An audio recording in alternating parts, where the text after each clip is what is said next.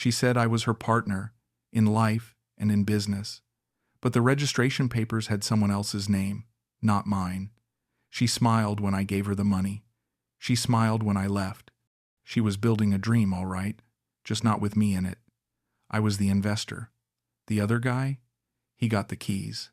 I'm standing outside what used to be our shop in Cebu, watching strangers walk past the glass door I paid for. The balloon arch is gone now, replaced by newer decorations I didn't buy. My name was never on the lease, never on the sign, never anywhere that mattered. But my money? That's still here. Every peso of it, built into these walls, stocked on these shelves, funding someone else's future. I thought I was building something with May. Turns out I was just the bank. Vince, look at this. Look what we did. May's voice was pure joy that morning, her hand squeezing mine as we stood in front of the small storefront on Colon Street. The balloon arch swayed in the humid breeze, pink and gold letters, spelling out May's Beauty Haven in flowing script. She'd been up since 5 arranging the sample kits, adjusting the lighting, making everything perfect. Our first day, baby, our business. I felt 10 feet tall. The laminated sign caught the morning sun just right, casting a warm glow across her face as she turned to kiss me. Customers were already gathering, curious locals drawn by the free samples and the novelty of a new shop. I'd funded every inch of this place. The lease deposit, the inventory, the website, even the damn balloon arch. $11,000 from my retirement fund, transferred in 3 installments over 2 months. But standing there watching May greet her first customer, I felt like I'd invested in something bigger than money. I felt useful again. "Welcome to May's Beauty Haven," she said to an elderly Filipina woman browsing the Korean face masks. "My boyfriend Vince, he helped me start this. We worked together." The woman smiled politely at me, nodding approval. I straightened my shoulders, playing the part of successful business partner. This was what I'd wanted since arriving in the Philippines 6 months ago. Not just to be another retiree drinking San Miguel at expat bars, but to build something meaningful with someone I loved. Aubrey, May's cousin, arranged products behind the counter while chatting with customers in rapid Cebuano. She'd pause occasionally to translate for me, making sure I felt included. "They're asking about the Korean sheet masks, Tito Vince. Very popular here." I nodded like I understood retail, like I'd planned this expansion into beauty products instead of just writing checks when May asked. By noon, we'd sold $40 worth of skincare products and given away twice that in samples. May was glowing, literally bouncing between customers, her English switching to Cebuano and back again as she explained ingredients and benefits. She grabbed my hand during a quiet moment. "Vince, thank you. This is our dream coming true. Our dream." I liked the sound of that. I'd had 2 failed marriages back in Des Moines, both ending with lawyers and bitter arguments about money. But this felt different.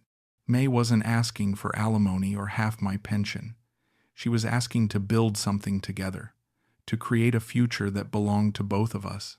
When she said, "our business," I believed her completely. Bong, who ran the cell phone repair shop next door, stopped by around 3 with a bottle of Coca-Cola and congratulations. "Good luck, May." "And you too, sir," he said, shaking my hand with genuine warmth. "Very nice to have American business here."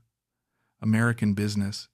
I felt proud, like I was representing something bigger than myself. That evening, after we'd locked up and counted the modest earnings, May and I sat on her apartment balcony sharing a bottle of Red Horse beer. The Cebu skyline stretched out before us, lights twinkling in the distance. "Tomorrow we sell more," she said, curling up against my chest. "Next month maybe we expand. More products, bigger space."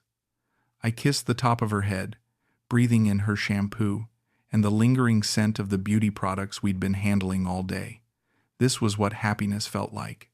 This was what partnership felt like. I was building something that would last. The first time I heard May's voice was on a video call at 3 in the morning Iowa time. I'd been scrolling through a dating app, desperate and pathetic at 59, when her profile caught my eye. Not because she was beautiful, though she was, but because she'd written about wanting to start her own business someday. After 30 years fixing air conditioners and 2 wives who'd rather spend money than make it, I was drawn to someone with ambition. "Hello, Vince," she'd said that first night, her camera showing a simple room with concrete walls and a single window. "Thank you for message. You seem like good man." Her English was careful, deliberate, but her smile was genuine. We talked for 2 hours about everything and nothing.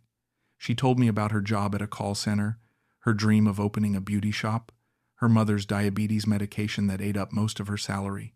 I told her about Des Moines, about the HVAC business I'd sold, about the loneliness that followed retirement like a shadow. "I have money," I said, immediately regretting how it sounded, "but no one to share anything with anymore." "Money is not everything, Vince," she'd replied, "but it helps build dreams. Maybe we build dreams together someday." 3 months of daily calls followed. May would video chat during her lunch breaks, showing me the cramped call center where she worked, introducing me to coworkers who waved at the camera. She'd ask about my day, my meals, my health, simple questions that my ex-wives had stopped asking years before the divorces. When she said, "I miss you today," I felt something I'd forgotten existed. The flight to Cebu in March felt like the most important journey of my life. May met me at the airport with a sign that said, "Welcome, Vince," in careful handwriting, surrounded by drawn hearts. She was smaller in person, more nervous, but her hug felt like coming home. The taxi ride to her neighborhood showed me her real world. Narrow streets, packed with jeepneys, street food vendors, families gathered on stoops in the evening heat. This wasn't the resort Philippines I'd seen in brochures. This was real life, and May was inviting me into it. Her apartment was a single room with a shared bathroom down the hall, but she'd cleaned everything spotless for my arrival. She'd even bought new sheets, white with tiny flowers, and arranged them perfectly on the bed we'd be sharing. "Not fancy like America," she said, suddenly shy, "but clean, safe. It's perfect," I told her, and meant it. After 2 marriages in suburban houses filled with expensive furniture and cold silence, this tiny room felt more like home than anywhere I'd lived in decades. We spent 3 weeks together that first visit. May took vacation time from the call center to show me around Cebu, the historical sites, the beaches, the local markets where she'd translate everything and laugh at my attempts to pronounce Cebuano words. But the conversations that mattered happened at night, lying in that narrow bed with the window open to let in whatever breeze might find us. "I want to have my own shop," she'd whisper against my chest. "Beauty products, skin care, maybe hair treatments later. Filipino women, we love to take care of ourselves, but good products so expensive here. I could import from Korea, sell at fair price." "That sounds smart," I'd say, stroking her hair. "Good business sense, but need capital. Need someone who believe in me." She'd look up at me in the darkness, her eyes reflecting the streetlight outside. "You believe in me, Vince?" "Of course I do. Maybe when you come back next time we start something together. Partners." Partners. The word hit me like a revelation. I'd spent 30 years working for myself, building a business alone, making decisions alone, succeeding and failing alone. The idea of having a true partner, someone who shared both the risk and the reward, felt revolutionary. Henry, an expat I'd met at a bar in La Hogue, tried to warn me before I left. 6 months online, 3 weeks in person, and you're talking about business investments? He was drunk on cheap rum, bitter from his own failed relationships. "Brother, I've seen this movie before. You're the ATM, not the partner." But Henry was wrong. I'd seen May cry real tears when I told her about my failed marriages. I'd watched her work 12-hour shifts at the call center to pay for her mother's medicine. This wasn't some elaborate con. This was a hardworking woman with a legitimate dream who needed someone to believe in her. I wanted to be that someone. The morning I left Cebu, May held me at the airport departure gate until security made us separate. "Come back soon," she whispered. "Next time we start planning our future." Our future. Flying back to Iowa, I stared out the window at the Pacific Ocean below and felt something I hadn't experienced since my 20s. Hope. Vince, I have been thinking about our conversation. May's voice crackled slightly through the video call connection. It was June now, 3 months since I'd returned to Des Moines, and our daily calls had become the highlight of my routine. About the beauty shop. I think maybe it's time. I was sitting in my small apartment kitchen, morning coffee growing cold as I watched her face on my laptop screen. She looked tired, dark circles under her eyes from another long shift at the call center. What's changed? I asked. There's a space available on Cullen Street. Small, but good location. The rent is 15,000 pesos monthly, with 2 months deposit required. She paused, biting her lower lip. I've been saving for 6 months, but I only have enough for maybe 1 month rent and a little inventory. I did the math quickly. 15,000 pesos was about $300. How much would you need total? To get started properly? Maybe 600,000 pesos? That's rent, deposit, initial inventory, business permits, small renovation. She looked away from the camera. Too much. I should wait longer. Save more. 600,000 pesos. About $11,000. I had more than that sitting in my savings account. Money that had been earning minimal interest while I tried to figure out what to do with the rest of my life. May, look at me. She turned back to the screen, and I could see the hope she was trying to hide. I'll fund it. The whole thing. Consider it an investment in our future. Her eyes widened. Vince, no, that's too much. I cannot accept. It's not charity, I interrupted. It's partnership. You provide the business knowledge and daily management. I provide the capital. We build something together. She was quiet for a long moment, and I could see her thinking it through. You would really do this? For me? For us? For us? I confirmed. But I need you to promise me something. Full transparency. Every decision, every expense, every plan for growth. We discuss everything together. Of course. Partners discuss everything. She smiled then, that radiant smile I'd fallen in love with. But Vince, there is something you should understand. Philippines law, foreigners cannot own business completely. Has to be Filipino majority ownership. A small knot formed in my stomach. What does that mean exactly? It means on paper, I have to be primary owner. But in reality, we are partners. 50-50. I protect your investment. You trust me to run things properly. The knot tightened. So legally, you own everything? Only on paper, love.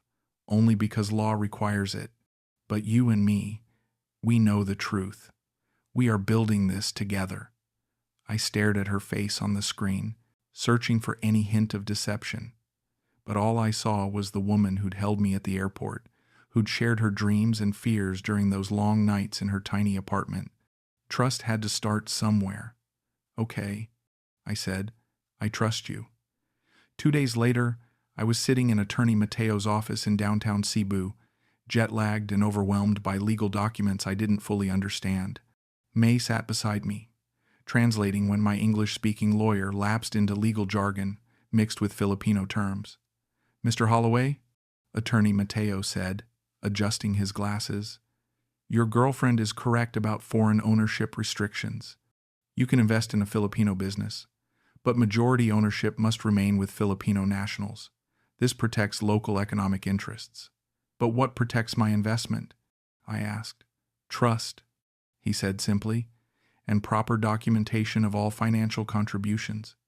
Keep all receipts, transfer records, written agreements about profit sharing and decision-making, responsibilities. May squeezed my hand. Vince, we can make contract between us. Private agreement that shows you are equal partner, even if registration shows different. That would be advisable, Attorney Mateo agreed. Though such private contracts have limited legal enforceability if disputes arise. If disputes arise, The phrase echoed in my head as we walked back to May's apartment that afternoon.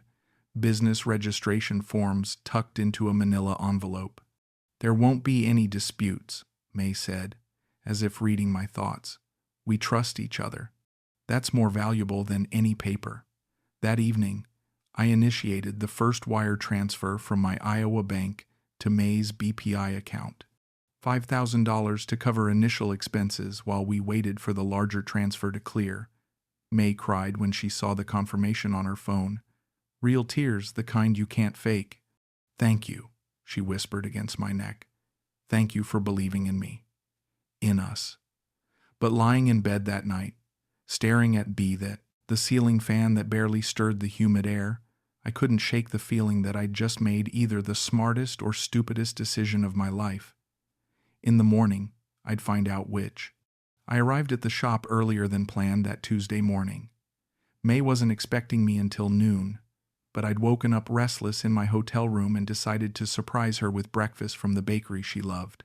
The security gate was already open, which seemed odd for 8:30 in the morning, but maybe she'd decided to prep for a busy day. The sound hit me first. Laughter. May's laughter, but different somehow. Lighter. More musical than I'd heard it sound around me lately. I pushed through the glass door and found her behind the counter with a young Filipino man I'd never seen before. They were standing close, too close, sharing something on her phone screen. May looked up when the door chime announced my arrival, and I watched her face change. Surprise, then something else. Guilt? "Vince, you're early." The man stepped back from the counter, but not quickly enough to erase the intimacy I'd witnessed. He was maybe 25, wearing a polo shirt and jeans, with the kind of easy confidence that made me suddenly aware of my 59-year-old gut and graying hair. "This is Gideon," May said, her voice overly bright. "He's a supplier.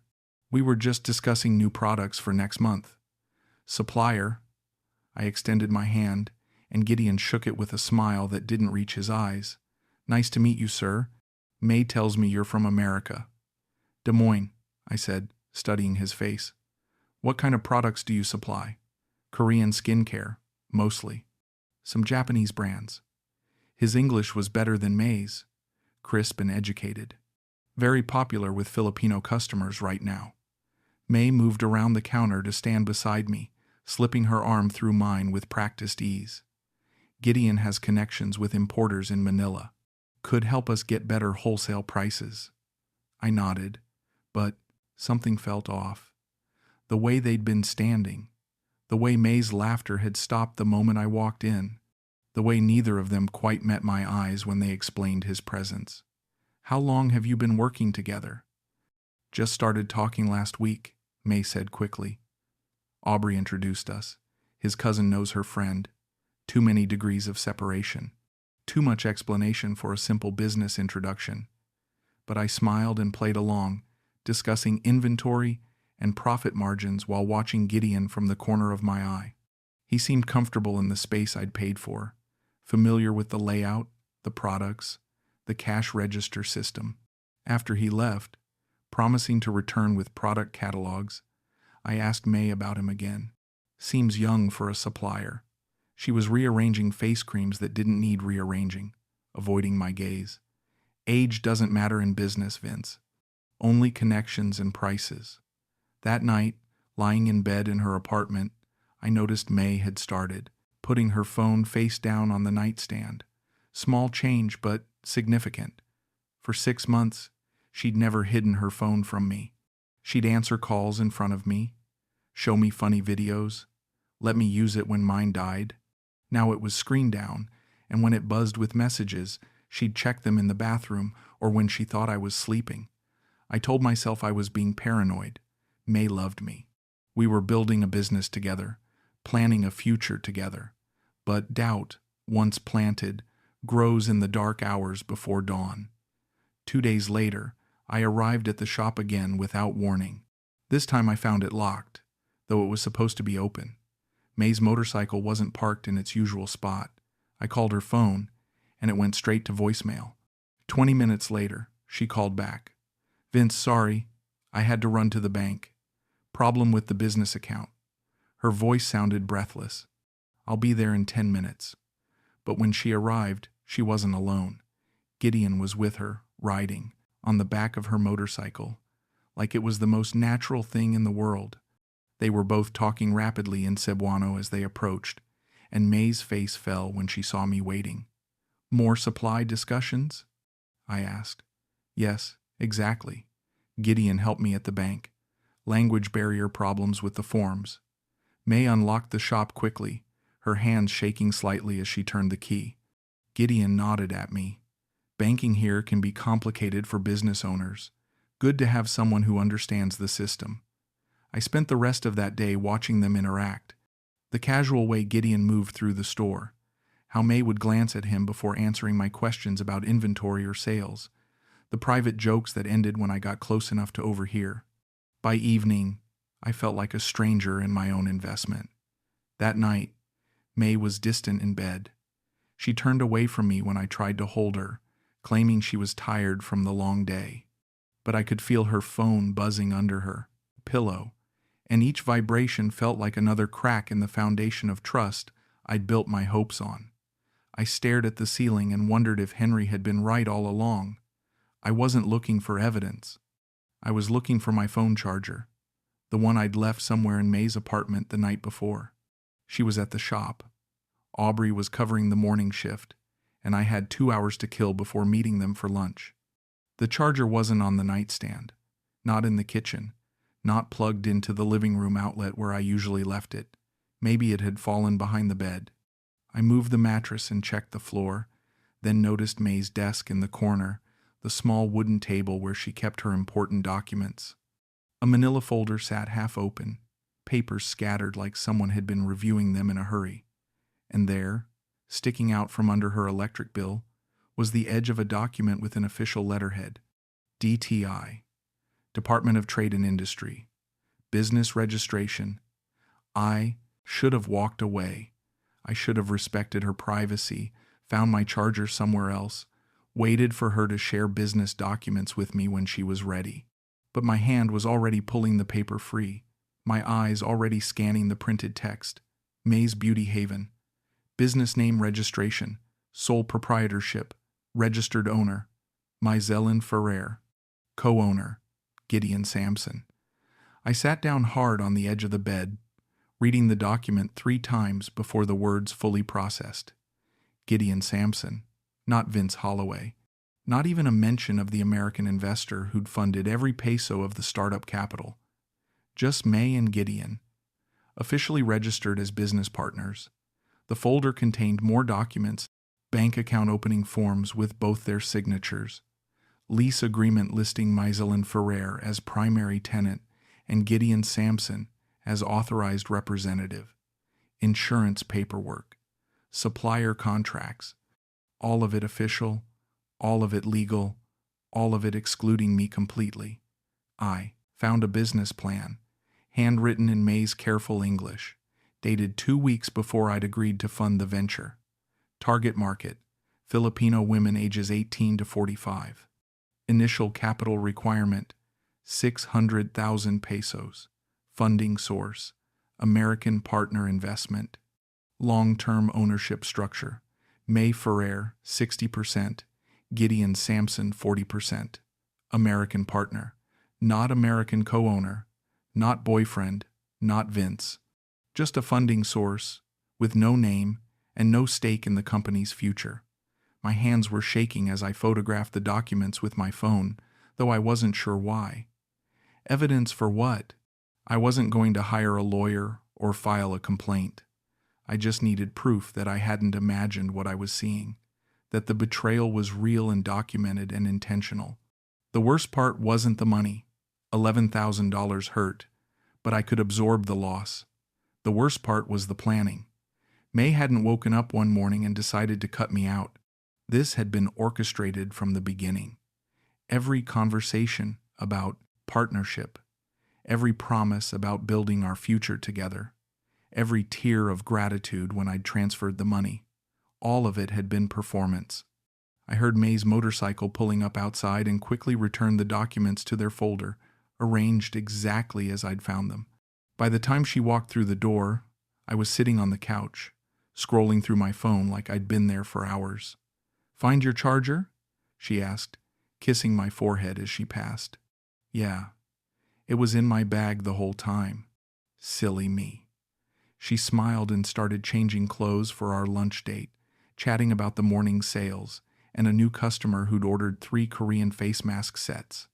I watched her move around the small room, the same woman I'd fallen in love with, and tried to reconcile the May I thought I knew with the May whose signature was on those business documents. "How's Gideon working out as a supplier?" I asked casually. "Oh, very good, very reliable."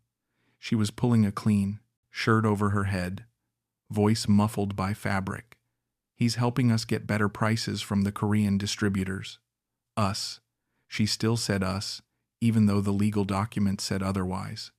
Even though she knew I'd never see those papers, never know that I'd been written out of our partnership before it officially began. "That's good," I said. "Important to have reliable partners." "Yes," she agreed, smoothing her hair in the small mirror. "Very important." That afternoon, sitting across from May in the mall food court, watching her eat chicken rice and talk excitedly about expanding the product line, I kept thinking about those documents. She looked happy, genuinely happy, discussing our business plans while knowing I had no legal claim to any of it. The cognitive dissonance was staggering. How do you plan a future with someone you've already betrayed? How do you say, "I love you," to someone you're actively deceiving? But maybe the bigger question was about me. How had I been so blind? How had I missed every warning sign, every inconsistency, every moment when May's behavior should have triggered suspicion instead of deeper trust? I paid for lunch and held May's hand as we walked back to her motorcycle, playing the role of loving partner while my world crumbled internally. The performance had to continue because I wasn't ready for it to end. Not yet. I needed time to process what I'd learned, time to decide what came next. But sitting behind May on her bike, arms wrapped around her waist as she navigated Cebu traffic, I already knew the truth. Our relationship was over. I just hadn't accepted it yet. I waited 3 days. 3 days of pretending everything was normal, of having dinner together and sharing her bed and discussing business plans I now knew were fiction. 3 days of watching May's face for signs of guilt or regret or any acknowledgement of what she'd done. She showed nothing. If anything, she seemed more relaxed, more affectionate, like some burden had been lifted. Thursday evening, after we'd closed the shop and returned to her apartment, I couldn't maintain the charade any longer. "May, we need to talk." She was removing her makeup at the small mirror, humming softly. "Of course, love. What about?" I pulled out my phone and showed her the photos I'd taken of the business registration documents. "About these." Her hand stopped moving, cotton pad suspended halfway to her face. In the mirror's reflection, I watched her expression shift from confusion to recognition to something harder, more calculating. "You went through my papers." Not a question, not an apology, an accusation. I was looking for my charger. The folder was open. She turned to face me, and for the first time since I'd known her, May looked genuinely angry. "So you took pictures? Like a spy? Like someone who discovered he'd been lied to?" I sat on the edge of the bed, phone still in my hand. "Gideon isn't a supplier, is he?" "No." The simple honesty surprised me. I'd expected more lies, more elaborate explanations. "Who is he?" "My business partner." "And what am I?" May sat down beside me, but not close enough to touch. "You are someone I care about, someone who helped me start my dream, someone who gave you $11,000 and got written out of his own investment." "It was never your investment, Vince." Her voice was matter-of-fact now, like she was explaining basic math to a child. "You gave me money to start a business. I started a business. That's not the same thing as partnership." The words hit like physical blows. "I gave you money because you said we were building something together. You called it our business. I called it our business because that made you happy, because that made you want to help." May stood up and began pacing the small room. But Philippines law says foreigners cannot own majority in Filipino business. You knew this. I knew about the legal technicalities. I didn't know about Gideon. Because it was not your business to know. I stared at her, this woman I'd flown 8,000 miles to love and support. Not my business. I funded the entire operation. You made a gift, a very generous gift, but that does not make you owner. A gift? I was standing now too, voice rising. May, I transferred $11,000 because you said we were partners. Because you said you needed someone who believed in you. You did believe in me, and now I have successful business. You should be happy. The logic was so twisted, so completely devoid of acknowledgement for what she'd done, that I couldn't immediately respond. May seemed to interpret my silence as acceptance. Vince, you are good man, kind man, but you are 60 years old and I am 30. You live in America. I live in Philippines. What kind of partnership could we really have? The kind where you don't lie about business registration documents. I did not lie. I just did not tell you things that would make you unhappy. Things like registering the business with your boyfriend instead of the man who paid for it. May stopped pacing. Gideon is not my boyfriend. Then what is he? He is Filipino. He understands business here. He can help me grow in ways you cannot. The admission hung in the air between us. Not a denial of romantic involvement, just a practical explanation of why Gideon was more valuable as a partner than I was. So, what happens now? I asked. Now you go back to America, and I run my business. We can still be friends. You can visit when you want to see how successful I become. Friends. After everything we'd shared, everything I'd invested emotionally and financially, she was offering me friendship and visiting privileges to watch my own money build her future with another man. I want my investment back. May laughed, actually laughed. Vince, that money is gone. Spent on rent, inventory, permits, renovation.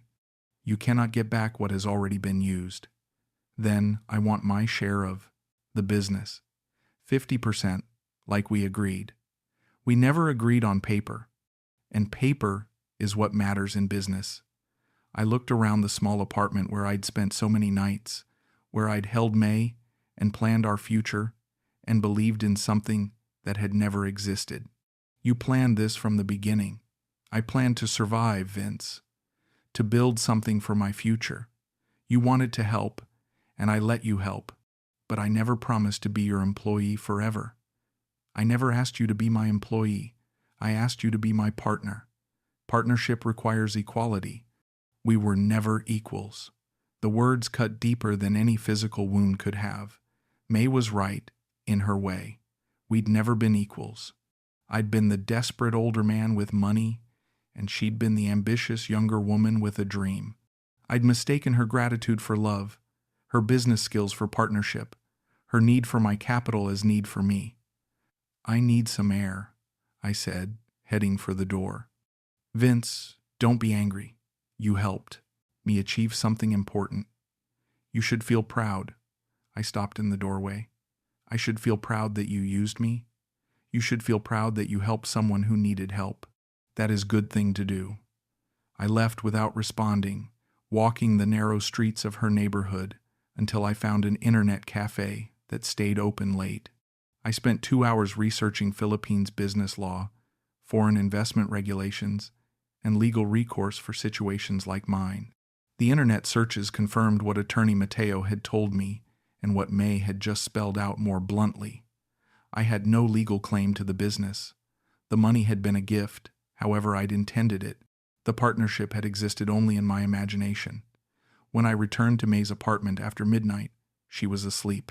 I gathered my few belongings quietly, left 500 pesos on her kitchen table for the phone charger I'd never found, and walked to the hotel where I'd stayed during my first visits to Cebu.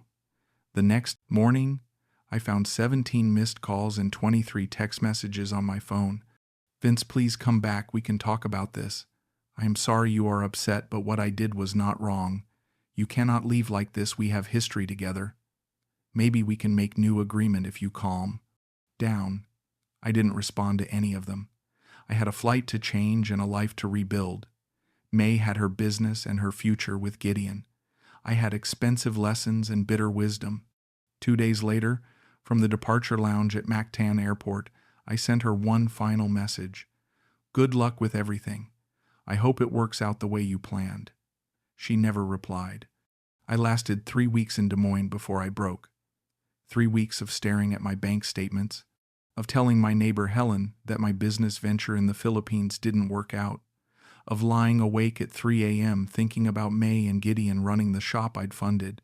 3 weeks of wondering if I'd been too harsh, too quick to judge, too American in my expectations of Filipino business culture. The doubt ate at me worse than the betrayal had. What if May had been right? What if I'd overreacted to a cultural difference I didn't understand? What if my jealousy and possessiveness had destroyed something that could have been salvaged? I booked a return flight to Cebu. May agreed to meet me, but not at her apartment. She suggested the food court at Ayala Center, neutral ground surrounded by strangers and security cameras. I arrived 30 minutes early, ordered coffee I didn't want, and watched families shop for school supplies and young couples share bubble tea. Normal people living normal lives, not middle-aged men chasing impossible dreams across oceans. May arrived 20 minutes late. She looked different, thinner, tired, with dark circles under her eyes that makeup couldn't completely hide. She wore a simple white t-shirt and jeans. No jewelry except for small gold earrings I'd bought her during my second visit. She ordered iced tea and sat across from me like we were strangers. You look good, Vince. America is treating you well. I look terrible, and we both know it. I studied her face, searching for any trace of the woman who'd held me at the airport and promised to build dreams together. How's the business? Good. Growing. We added hair care products last month. We. Even now. How's Gideon? He is fine. Working hard. May stirred her iced tea with mechanical precision, ice clinking against glass in the awkward silence. Around us, the food court buzzed with conversation in Cebuano, Tagalog, and English. But at our table, everything felt muted and strange. May, I came back because I need to understand something. She looked up from her drink. Understand what? Did you ever love me? Even a little? The question hung between us like a challenge. I watched her face, hoping for something real. Something that would make the past 6 months feel less like an elaborate con and more like a relationship that had simply gone wrong. I cared about you, Vince. I still do. That's not what I asked. May sighed, the sound carrying exhaustion and something that might have been regret. You want me to say yes so you can feel better about what happened, but what does it matter now? It matters to me. Love is not simple for people like me, Vince. I have mother with diabetes. I have bills every month. I have no husband, no family money, no safety net. When you came into my life, yes, I felt something. You were kind. You listened. You made me feel special. She paused, ice clinking as she stirred her tea again. But I also saw opportunity. Man with money who wanted to help. Was I supposed to ignore that because of feelings? The brutal honesty hit harder than any lie could have. So you used me. I survived, Vince. Same way you survived 2 divorces and built your business in America. Same way everyone survives. We do what we must do. I leaned back in the plastic chair, watching this woman who'd shared my bed and my dreams reduce our entire relationship to survival strategy. What about all those nights we talked about building something together? About partnership? I meant it when I said it. But meaning something in the moment does not make it true forever. May's voice was softer now, almost gentle. You wanted partnership with someone who could never be your equal. I needed capital from someone who would never understand my situation. We both got what we needed, just not what we wanted. I wanted to love you. You wanted to save me. That is a different thing. The words cut because they were true. I had wanted to save May from her cramped apartment and call center job and financial struggles. I'd wanted to be the answer to her problems, the hero of her story. I'd confused rescue with love, gratitude with partnership. "So what happens now?" I asked. May reached across the table and touched my hand briefly before pulling away. "Now you go home and stop trying to fix things that were never broken, just different than what you imagined. The money is gone, Vince, spent on business that is growing and successful. You invested in my future. Your investment worked. Be happy about that. I invested in our future. You invested in dream that was only real for you." May stood up, leaving her iced tea barely touched. "I am sorry you are hurt. I am sorry this did not end the way you wanted. But I am not sorry for choosing my survival over your fantasy." She turned to leave, then looked back one final time. "Goodbye, Vince. I hope you find what you are really looking for." I sat in that food court for 2 more hours, watching her words replay in my mind. Fantasy. That's what she'd called it.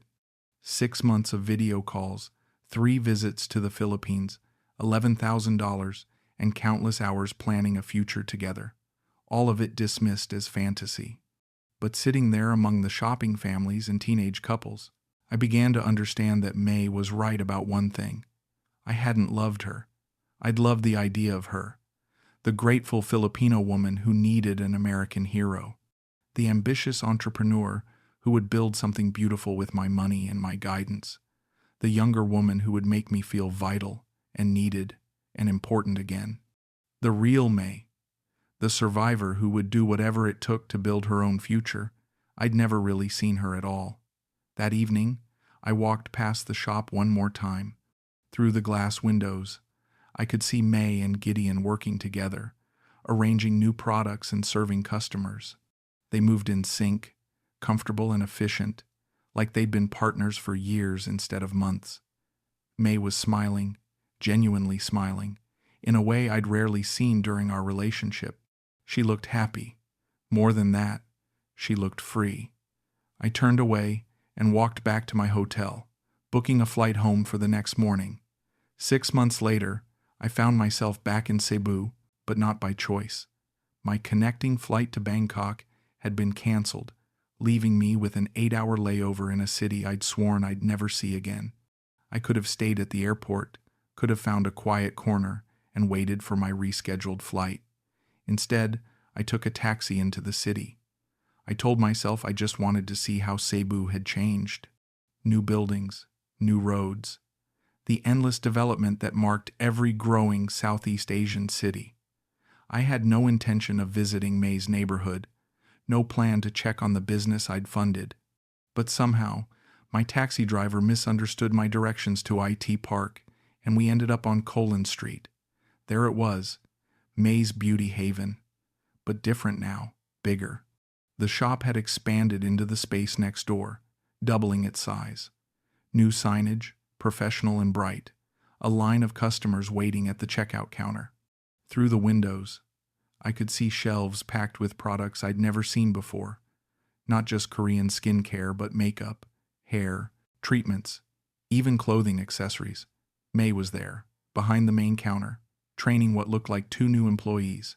She wore a crisp business shirt and had her hair pulled back professionally. She looked older, more serious, but also more confident. This was her space, her kingdom, built on a foundation I'd helped lay but expanded far beyond anything we'd ever discussed. Gideon emerged from the back room carrying boxes of inventory. He'd grown a beard and put on weight, the soft prosperity of a successful young businessman. He said something to May that made her laugh, the same musical laugh I remembered from our early days together. They worked together with the easy rhythm of true partners, finishing each other's sentences, moving around each other without collision or conflict. I stood across the street for 20 minutes, watching the business I'd helped birth but never really owned.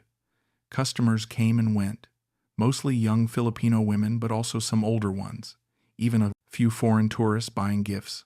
The register kept ringing, the staff kept smiling. The operation ran smoothly, efficiently, successfully. Everything May had promised when she'd first asked for my investment had come true. Just not with me in the picture. A security guard noticed me lurking and approached with polite concern. "Sir, you need something. Looking for someone?" I almost said yes. Almost walked across the street and through that glass door to congratulate May on her success and perhaps find some closure in her prosperity. But what would be the point? She'd made her choice. She'd built her future. And despite everything, she'd done it well. "No," I told the guard. "I was just remembering something." Back in the taxi, heading toward the airport, I felt something I hadn't experienced since that day in the food court. Peace. Not happiness. I wasn't sure I'd ever be truly happy about how things had ended. But peace. May had used me, yes, but she'd used my money to build something real and lasting and valuable. She'd created jobs, served customers, contributed to her community's economy. My $11,000 was working in ways I'd never imagined. I'd wanted to be her partner, her equal, her American savior. Instead, I'd been her launching pad. Not romantic, not flattering to my ego, but not entirely useless either. The flight to Bangkok was smooth, the connection to Los Angeles uneventful. But somewhere over the Pacific Ocean, staring down at endless blue water, I realized that May had taught me something valuable. The difference between investing in someone and investing in yourself. The difference between love and rescue. The difference between partnership and possession. I'd gone to the Philippines looking for a woman to save. I'd found one who didn't need saving, just capital. She'd taken what she needed and built what she wanted. I could call that betrayal, or I could call it business. Either way, it was over. Des Moines looks different when you stop running away from it. Smaller maybe, but also more honest. My apartment on the east side isn't much. 1 bedroom, shared laundry, a kitchen window that faces the parking lot instead of a tropical skyline. But the rent is reasonable, the neighbors are quiet, and nobody here wants to build dreams with my money. I've been back for 8 months now, and the routine has settled into something I can live with. Coffee at 6, breakfast at the diner on Grand Avenue where they know my order and don't ask personal questions. Afternoons reading at the library or walking the trails around Gray's Lake. Evenings watching Netflix or video calling my sister in Phoenix, carefully steering conversations away from my adventure in the Philippines. The bank statement stopped hurting around month 3. $11,000, gone but not forgotten. I keep the transfer receipts in a manila folder in my kitchen drawer, not as evidence for some future legal battle, but as a reminder. A. Receipt for expensive education. Proof of a mistake I won't repeat. Sometimes I think about May. Not often, and not with the sharp pain that used to wake me up at 3 a.m. More like thinking about a movie I once saw or a book I once read. Distant, abstract, someone else's story. I wonder if the business is still growing, if she and Gideon ever made it official, if she thinks about the American who helped her get started. Probably not. I was a chapter in her story, not the whole book. Helen, my neighbor, brings me vegetables from her garden and occasionally asks about my travels. "Did you ever go back to that girl in the Philippines?" she asked last Tuesday, handing me a bag of tomatoes over the fence between our patios. "No," I said. "Turned out we wanted different things." Helen nodded like this explained everything about international romance. "Well, you look healthier now, less stressed." She was right, though I hadn't really noticed. The face in my bathroom mirror belongs to a man who sleeps through the night and doesn't check his phone every 5 minutes for messages from 8 time zones away. My blood pressure, according to Dr. Martinez at my last checkup, has dropped to normal ranges for the first time in years. I've started volunteering at the Literacy Center downtown, teaching English to recent immigrants from Somalia and El Salvador and Vietnam. It's rewarding work, helping people navigate the complex grammar of American bureaucracy and employment applications. My students don't need my money or my romantic salvation, just patience and clear explanations of irregular verbs and cultural idioms. It feels good to be useful without being used. Last week, a young Vietnamese woman named Lynn asked me about starting a small business in America. She wanted to sell traditional foods from her home country, maybe catering Vietnamese weddings and community events. The familiar excitement rose in my chest, the desire to help, to invest, to become essential to someone else's dream. That sounds like a great idea, I told her. Have you researched licensing requirements, health department regulations, initial capital needs? Little bit, she said, but very complicated. Maybe I need partner who understand American business. The invitation hung in the air between us like a test I'd taken before and failed badly. 6 months ago, I might have offered to help with funding or legal advice or business planning. I might have seen Lynn's ambition and her gratitude and her need as an opportunity to matter again. I think you should start by talking to the Small Business Administration, I said instead. They offer free consulting and can help you understand all the requirements. There are also microfinance organizations that specialize in helping immigrant entrepreneurs. Lynn looked disappointed, maybe even a little hurt by my refusal to get more involved. But I gave her the contact information for 3 legitimate business resources and wished her luck. She thanked me politely and moved on to conjugating past tense verbs. After class, walking home through the mild September evening, I felt something like pride. Not the desperate pride of trying to be someone's hero, but the quiet satisfaction of offering help without strings attached, advice without investment, support without possession. That night, I pulled out the manila folder with the transfer receipts and bank statements from my Filipina adventure. $11,000, 3 trips across the Pacific, 6 months of video calls and text messages and carefully planned conversations, dozens of hours spent imagining a future that had never really existed. I could frame it as the most expensive mistake of my life. But sitting in my small apartment, listening to the familiar sounds of Iowa evening, distant traffic, neighbors' television, someone mowing their lawn despite the approaching sunset, I realized it might have been the most valuable mistake I'd ever made. May had taught me the difference between love and need, between partnership and rescue, between investing in someone and investing in your own loneliness. Harsh lessons, but necessary ones. I'd spent 59 years confusing help with control, generosity with ownership, romance with salvation. Now I know better. I know the difference between someone who wants to build something with you and someone who wants you to build something for them. I know the warning signs of desperation disguised as opportunity. I know that real partnership requires equality, and equality requires honesty, and honesty is the one thing that can't be purchased with wire transfers and good intentions. I put the receipts back in their folder and closed the kitchen drawer.